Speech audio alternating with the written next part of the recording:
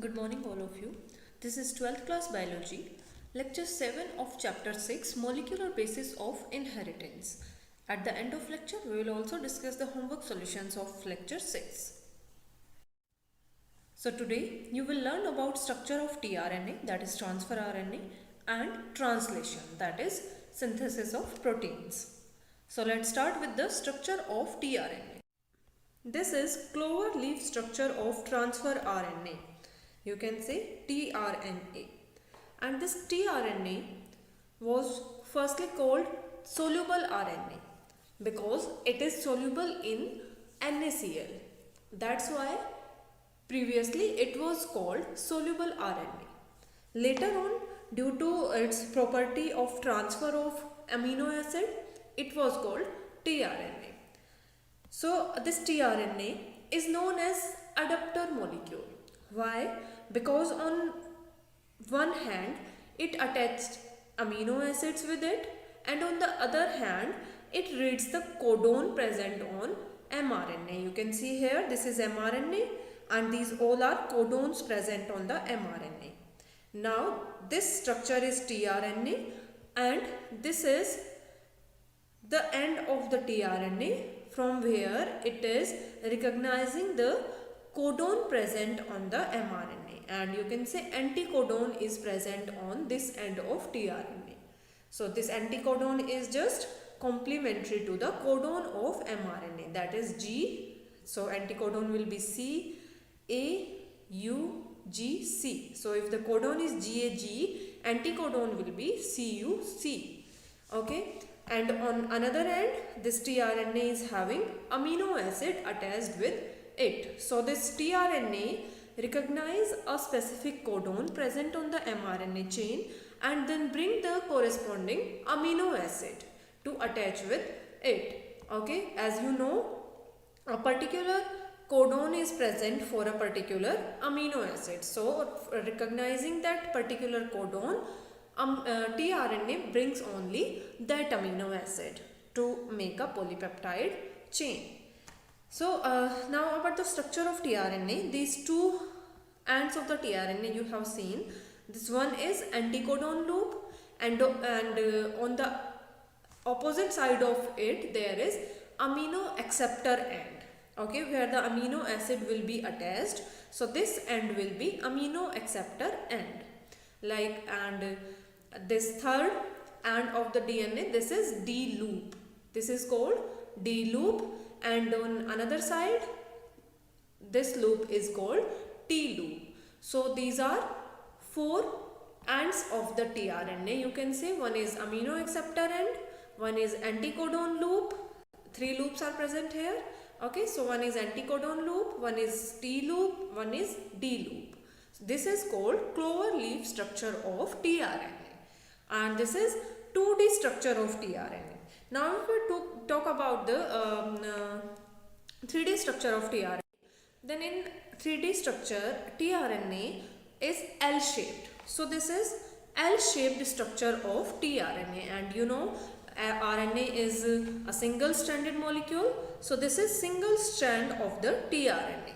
This is coiled like this and form a L shape. Okay, this is making a L shape here, right? And in this L shape, this is anticodon loop of tRNA, and this is amino acceptor end where this amino acid serine is attached here with it, right? Now this anticodon loop having the anticodon UCA for the codon present on mRNA, that is AGU. Likewise here also this is another tRNA having the anticodon AUG, which is reading the codon present on mRNA, and what is that codon? UAC.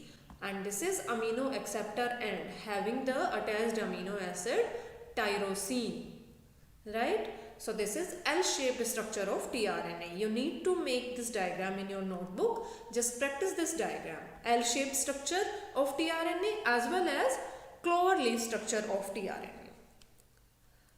Now we will start with next topic, translation. So what is translation?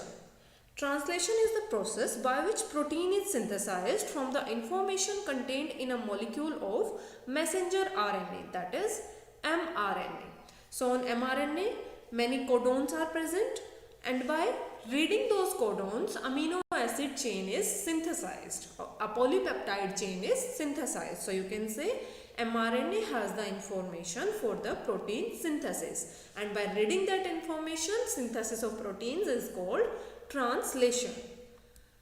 So translation has following 4 steps. Okay, it get complete in these 4 steps. And where does translation takes place? In eukaryotes, translation occur in cytoplasm as well as in prokaryotes. So in both prokaryotes and eukaryotes, you can say translation occur in cytoplasm. Transcription site is different in prokaryotes and eukaryotes, but translation site is same, that is cytoplasm. And where it is occurring? It takes place in ribosome, right? So here, look here, this is a first step of the translation, that is charging of tRNA. Next is initiation. After that there will be elongation, and finally the termination. Okay, so let's start with the first step, that is charging of tRNA. So charging of tRNA can also be called amino acylation of tRNA, because here amino acid, you can say corresponding amino acid, get attached with the tRNA. Okay, so amino acyl tRNA synthetase. What is this? This is an enzyme. Okay, so amino acyl tRNA synthetases are enzymes that link amino acids to their corresponding tRNA molecule. Here I am saying that corresponding amino acid get attached with the tRNA. But for that attachment, an enzyme is required here. And what is that enzyme? That is amino acyl tRNA synthetase. The resulting complex is charged.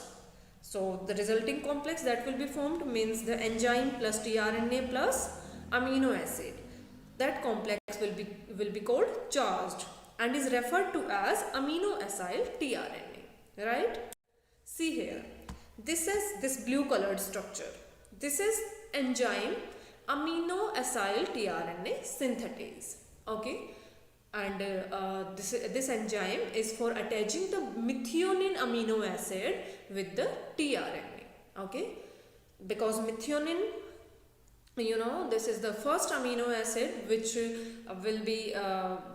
will be present in a protein or in a polypeptide chain. Okay, so to attach this methionine with the tRNA, this enzyme is present here.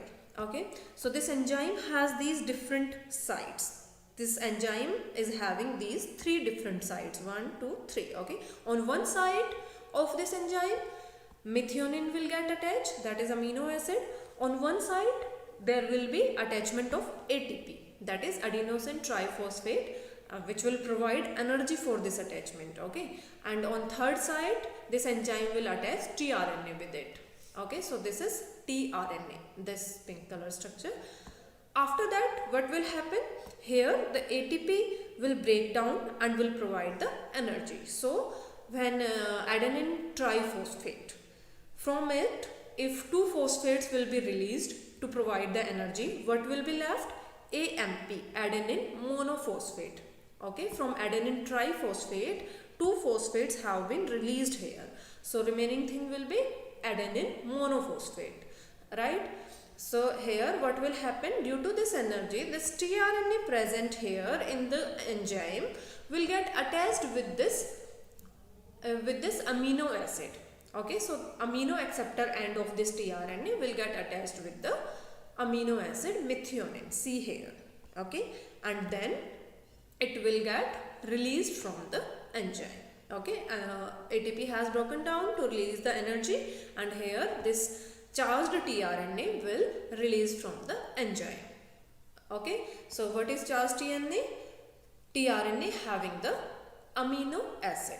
Okay, and this tRNA is for attachment of methionine amino acid here. Okay, so this tRNA is called initiator tRNA because for the initiation of the translation process, always there is a codon, that is AUG. I have told you earlier about the genetic code, and in that I told you about the initiator codon and the stop codons. Okay, so AUG is the initiator codon. At that codon always code for methionine. So there is a specific initiator tRNA also.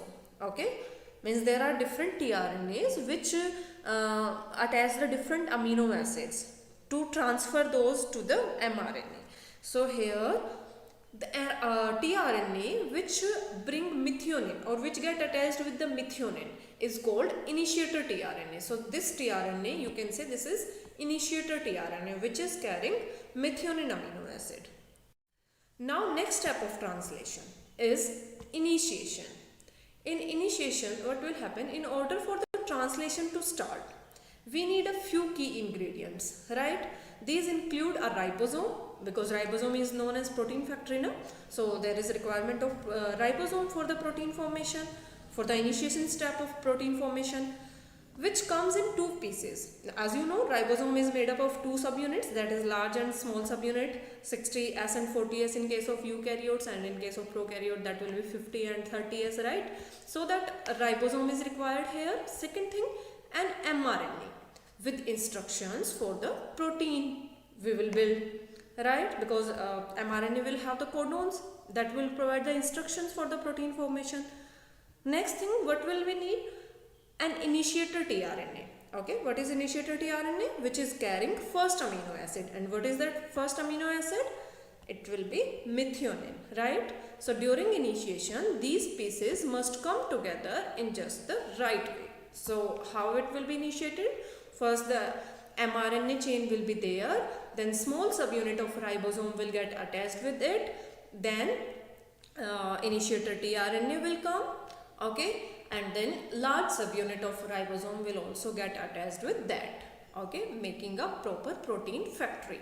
Okay, so like that what will happen, an mRNA chain is there and the complete ribosome is attached there, and that complete ribosome will have different sites for the incoming tRNA. So tRNA will also get attached by reading the codon present on the mRNA.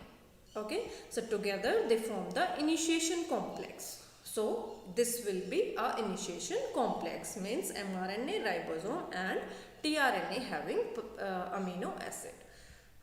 The molecular setup needed to start making a new protein.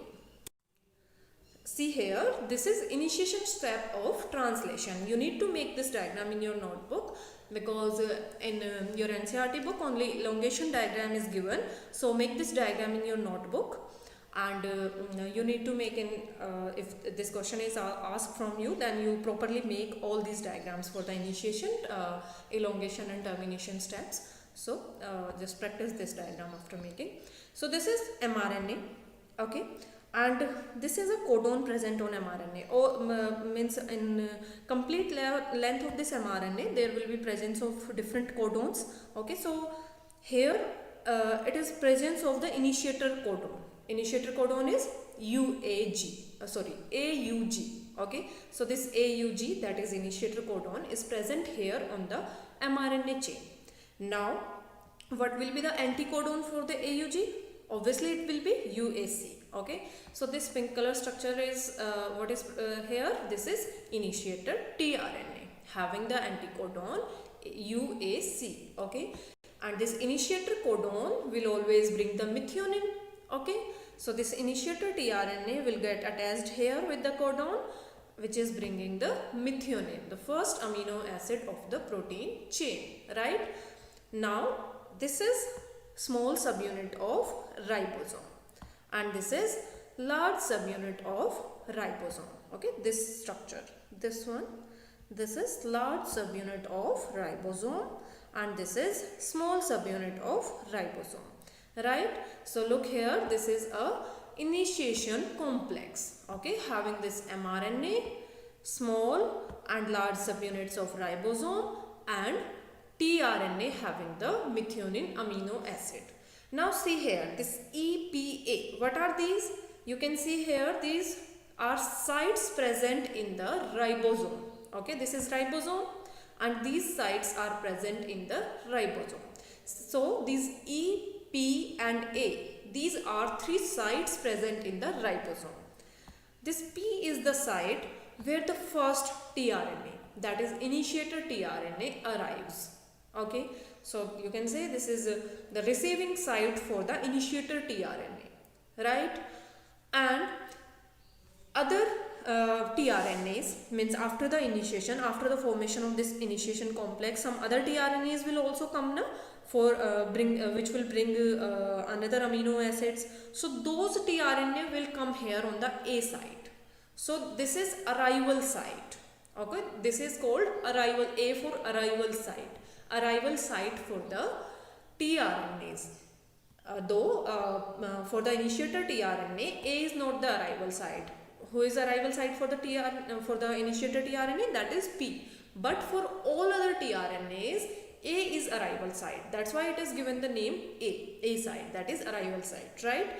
And this P later on will act as the peptide site. Peptide site means where the polypeptide chain will be formed, where the peptide bonds will be formed between the amino acids. Okay, that's why this is given the name peptide site, that is called P site. Write down on this all these things in your notebook. Just note down the names of all these sites and the functions of all these sites. So A is arrival site which arrives the tRNA having the amino acids. P is peptide site where the polypeptide chain will be formed, means peptide bonds will be formed between the amino acids. And E is called exit site. From here, uncharged tRNA will exit the ribosome. What will happen? Here this tRNA which is bringing the amino acid will means this amino acid will get detached and will attach with the next amino acid which is coming with the next tRNA. Okay, so this tRNA will get discharged, okay, uncharged, okay, and it will exit from the E site. So this is called E site or exit site for the exit of uncharged tRNAs, right? This is initiation complex. So for today, you need to do only these two steps of translation. We will do the next two steps of translation, that is elongation and terminations, tomorrow, okay, in next lecture.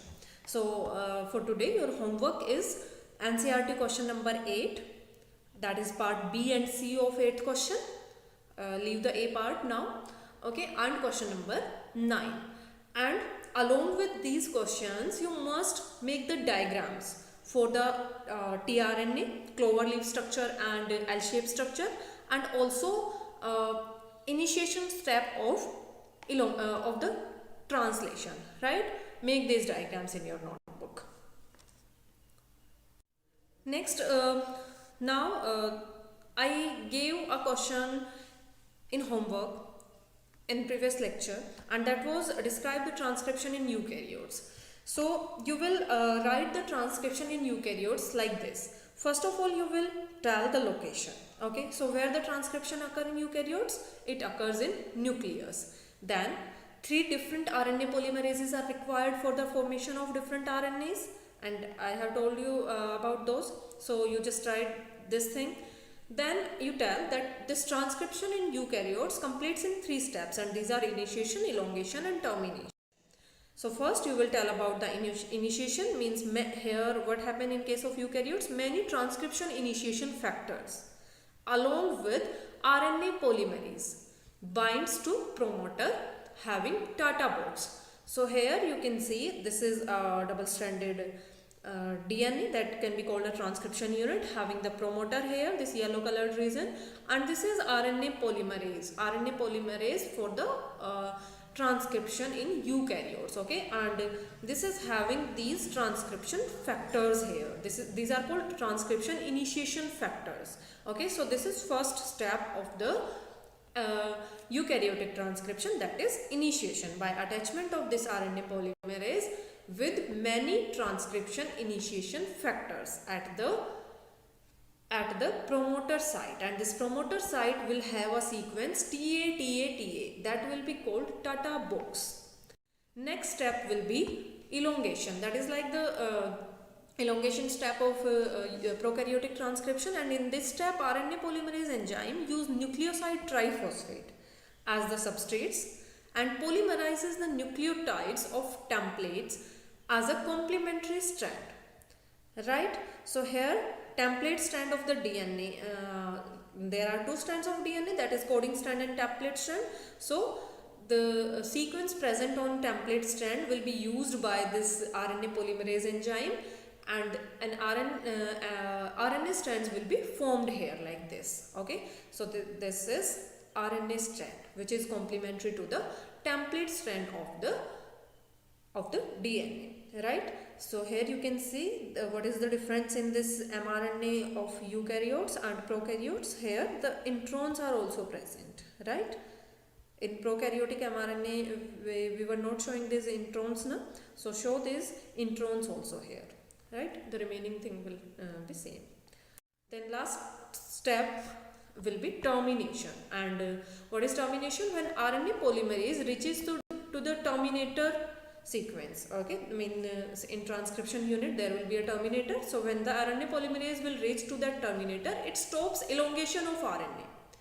Okay, different RNA polymerases stops transcription by different mechanism. As you know, in case of eukaryotes there are 3 different RNA polymerases, that is RNA polymerase 1, 2 and 3. Okay, so these different RNA polymerases will stop the transcription process by different mechanisms. You will study about these mechanisms in your higher classes. Okay, this is beyond your syllabus. So you will just tell that there are different processes. Like here, what is the general thing? That many transcription termination factors will help to terminate the process. As for the initiation of transcription also, many initiation factors are helping. Likewise, for the termination step also, many termination factors will help here. Okay, so this is complete process of eukaryotic transcription.